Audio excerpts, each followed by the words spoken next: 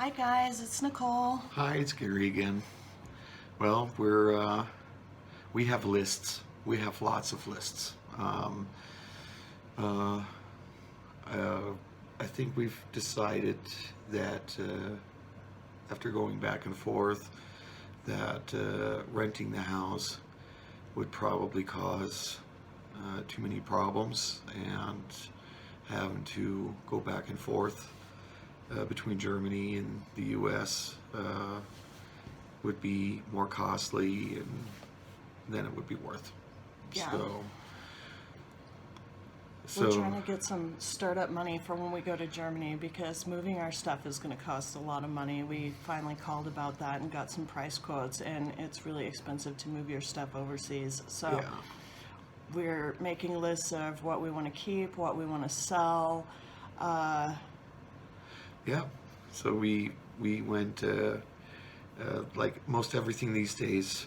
We go online, and I found a site for movers, international movers, that actually I wasn't sure if that was going to be any good, but so I signed on anyway, and it basically gets you quotes from 10 different companies. And while not all of them replied, many did, and um, and I needed to just get an idea of what we're talking about even here. Are we talking about $5,000? Are we talking about $50,000? Had no clue. So uh, having conversations, Zoom meetings with all these companies, and more or less, I have to say they were all pretty good. Um, None of them wanted to give us an answer. So we had to go through, well, mostly because we're so far out.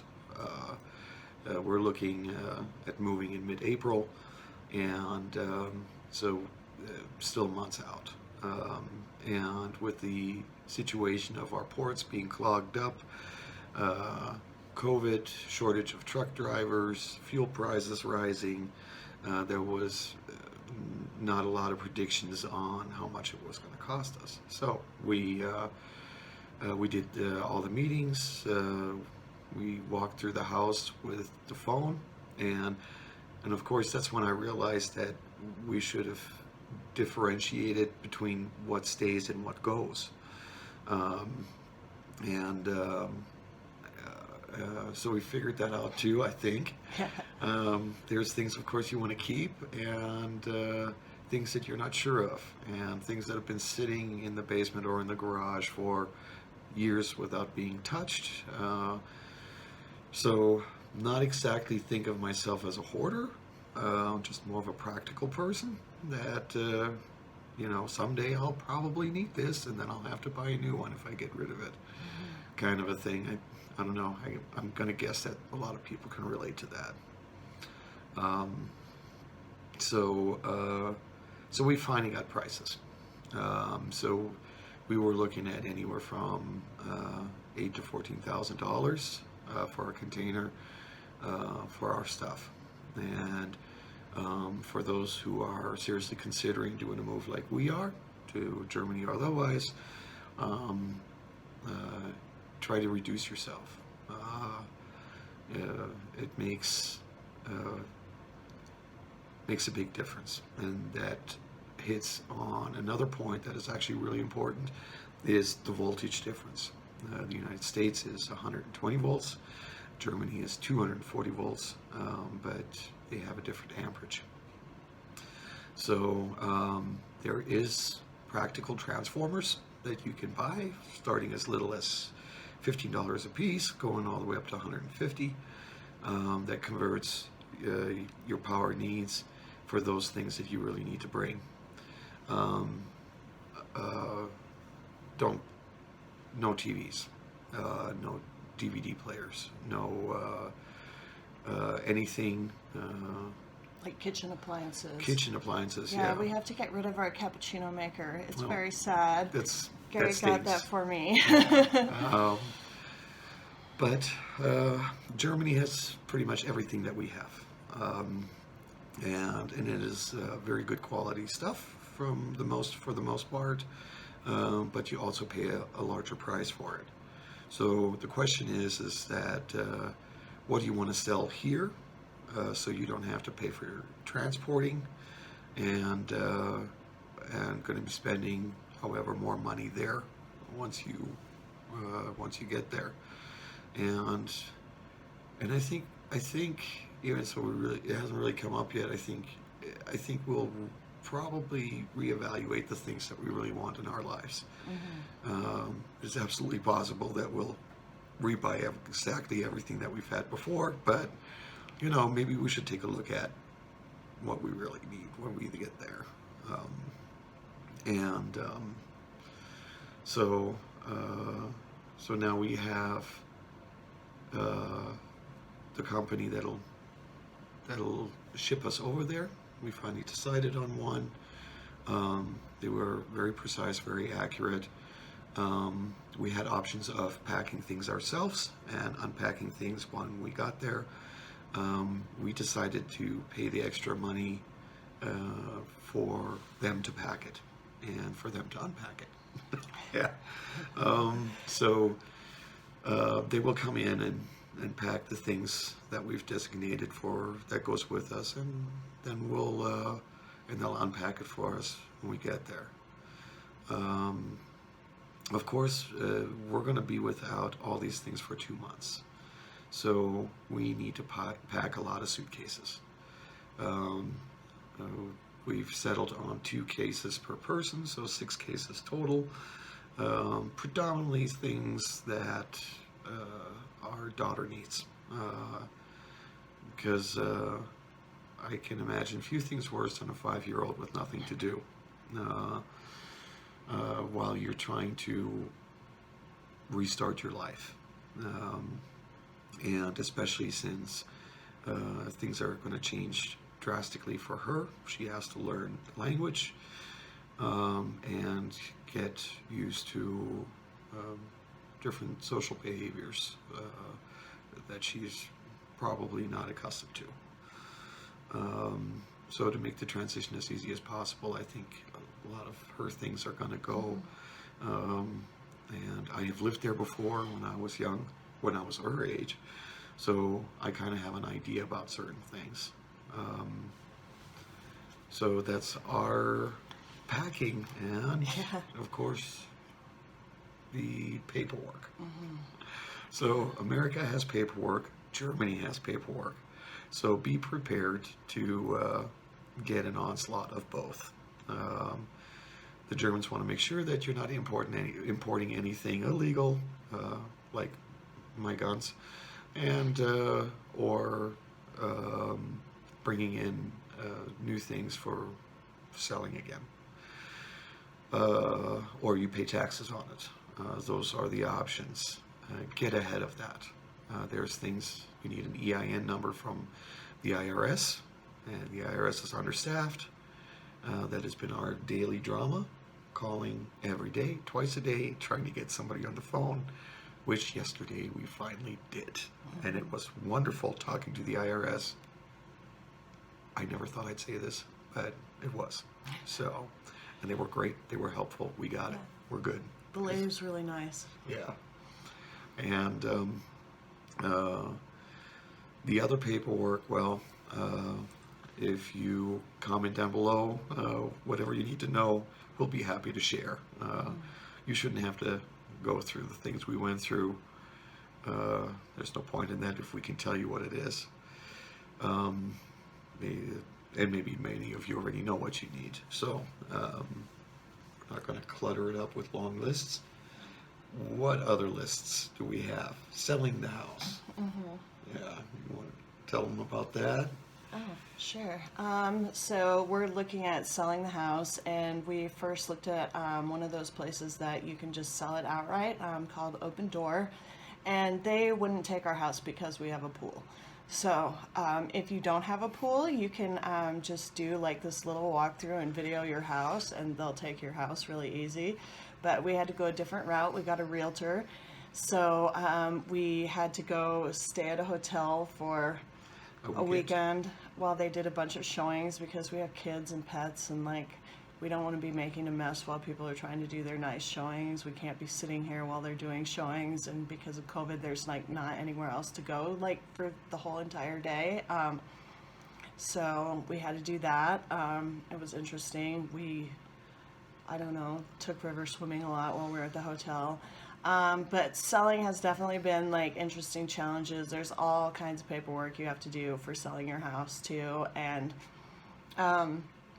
my older daughter, Atlanta, she's not going to Germany with us, so we're looking at helping her buy a house too. So we're selling the one house, buying another house. Double whammy. Yeah, and then we're going to move, and then we're going to have to buy our house. So we're going to have to move 3 times. Our selling date is 2 weeks out from our moving date, so we're going to have to go stay with a friend of ours and sleep on the couch with a 5-year-old for 2 weeks. My daughter is going to stay with her dad for her intervening time between her move, and he's charging her rent, so, you know, that's exciting. We're lucky we have somebody to stay with, though, because otherwise we'd be in a hotel for those 2 weeks, and I don't know that I want to really be in a hotel for 2 weeks while I'm waiting to move. So don't buy non-refundable tickets. That's the other thing we learned, because we bought non-refundable tickets, so we can't change them or move them. It was a good deal. Well, it was a good deal, but still. Oh, that might have been the wrong end to Or to maybe save like money look on. at buying your house or buying and selling your house before you buy your tickets, because then you'll have your dates all lined up already.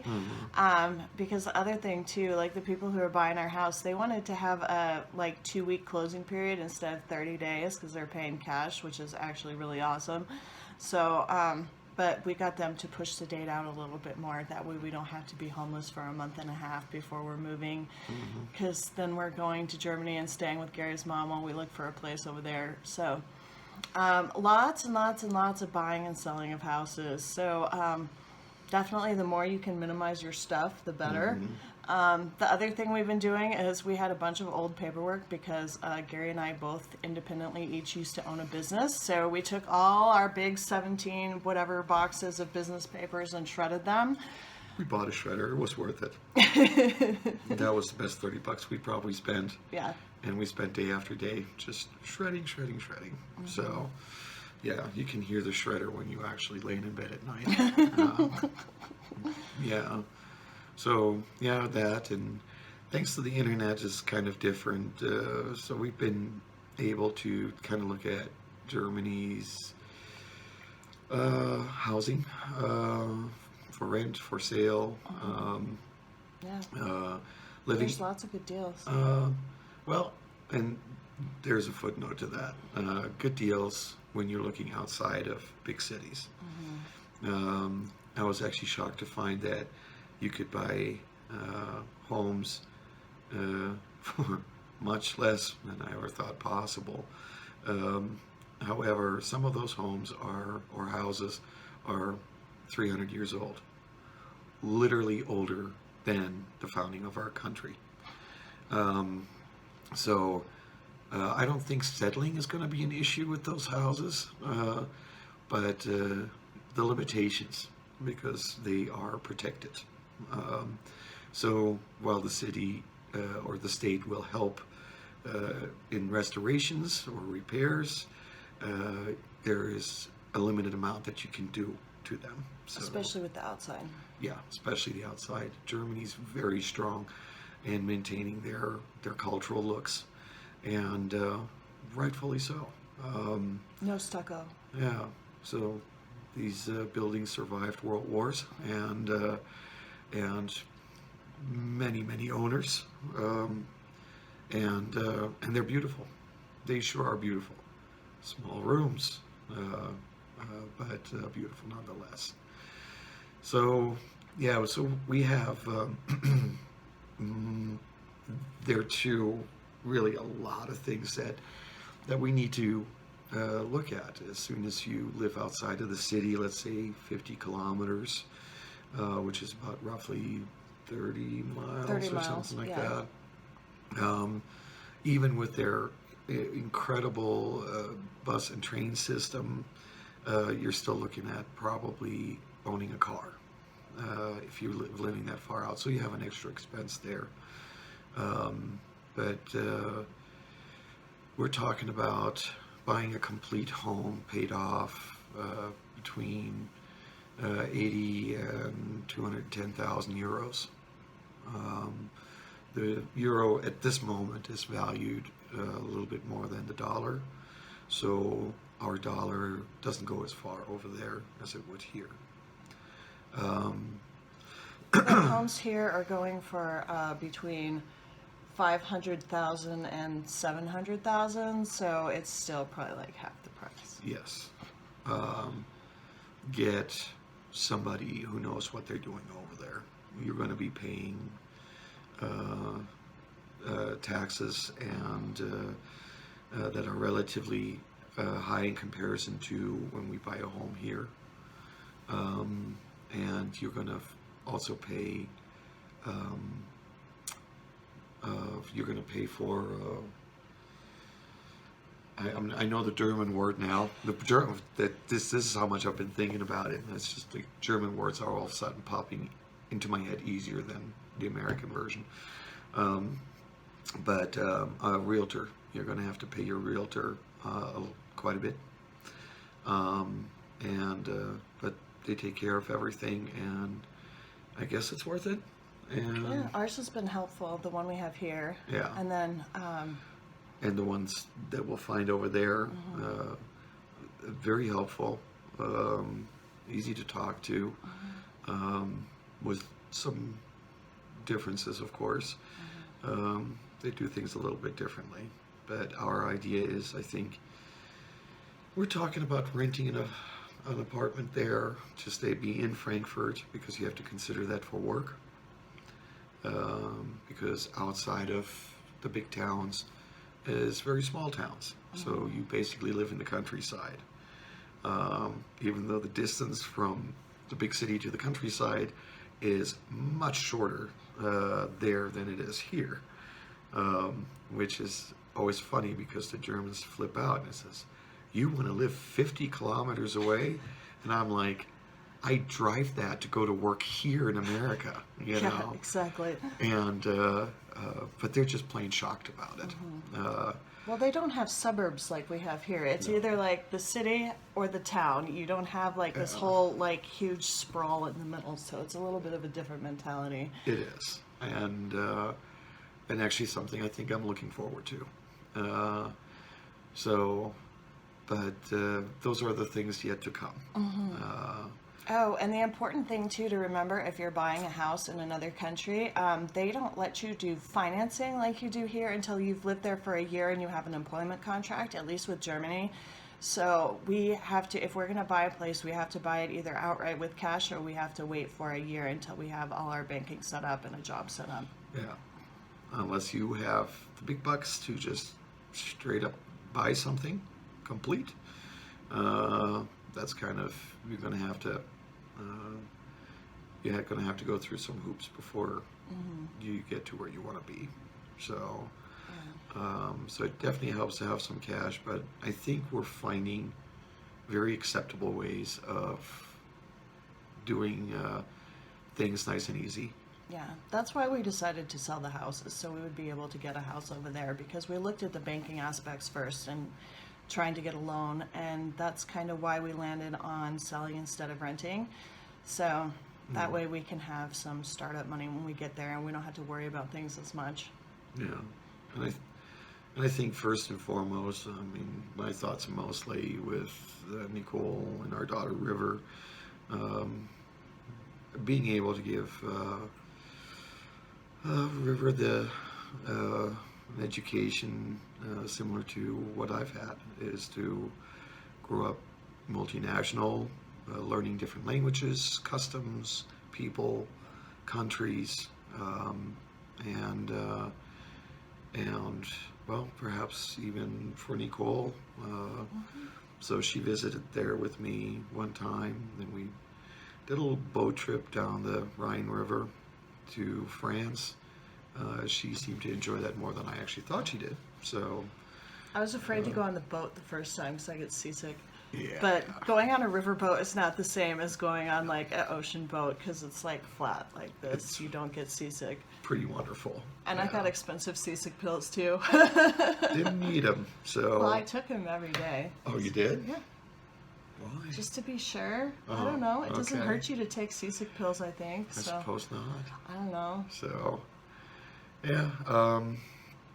And not to go into total overload, which we probably already did. We're gonna summarize some of the things in the weeks to come. And again, if you have questions, comment below, and we will try to do what we can. If our replies are a little bit delayed, we got so much going on between the things that we're throwing out, sorting out, selling, giving away. Yeah, don't forget your friends, and share with them instead of tossing it out. Go the extra mile of posting things that you think somebody might not even want. And our paperwork, our visas, our travel, our passports, our licenses, it's an insane long list. And so these next few weeks are going to be pretty intense. But we'll get through it. We will. So Yes. we'll talk to you soon. Bye, guys. Bye. Thank you.